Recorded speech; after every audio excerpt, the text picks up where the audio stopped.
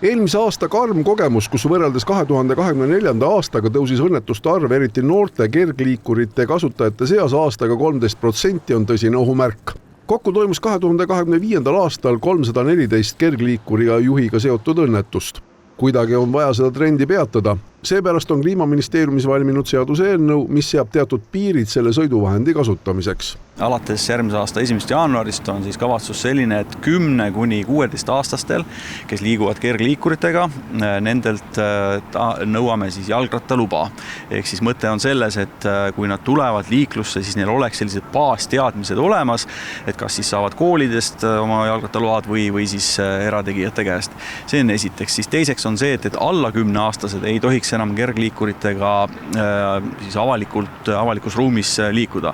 Ehk siis samamoodi, kuna tõesti õnnetusi on väga palju just alaealistega, eriti just selliste väga noortega, et siis need alla 10-aastased saavad siis nii jalgrataste kui tavaliste tõukeratastega oma kooli või kuhu iganes sõita.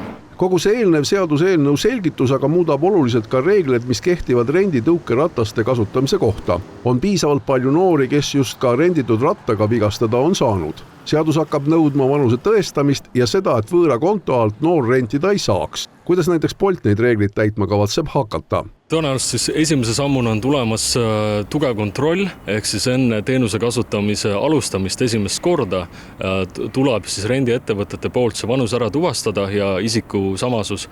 Edaspidi tulevad siis pistelised kontrollid ja seal juures on siis oluline proportsionaalsus.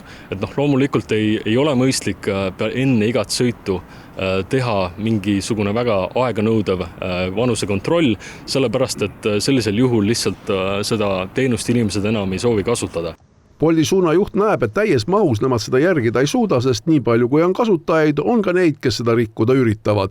Eriti just sellisel juhul, kui keegi vanem oma konto alt rendib sõiduvahendi. Loomulikult alati on võimalik see, et vanem inimene annab oma konto kasutada alaealisele, liiga noorele inimesele, aga sellisel juhul loomulikult kutsume üles ka siis inimesi seda loomulikult mitte tegema ja uue seaduse järgi siis laskub ka vastutus sellele inimesele, kes sellist tegevust teeb.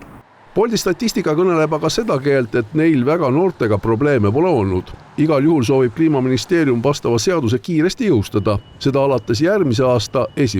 jaanuarist. Ühte universaalset lahendust ei ole, et siin ongi ühelt poolt Politsei- ja Piirivalveamet tõhustab just kontrolli ka kergliikurite osas. See puudutab nii rendi kergliikureid kui ka eraomasid, mis on eriti teraprobleem just lisaks Tallinnale ka nendes ümberkaudsetes valdades. Ja seal on ka tulemusi andnud just sellised suuremad nagu kampaaniad või et kus nad on kontrollinud just noori kergliikuritega sõitjaid. Seal on küsimuseks kiirus just nendel, mis ei ole rendiomad, vaid mis on erakergliikurid. Kõige karmimate meetmete puhul kliendikonto suletakse. See ei tähenda, et just alanud kevad-suveperioodil oleks asjad kontrolli alt väljas. Kindlasti üritab siin ka politsei omalt poolt rohkem sellele valdkonnale tähelepanu pöörata.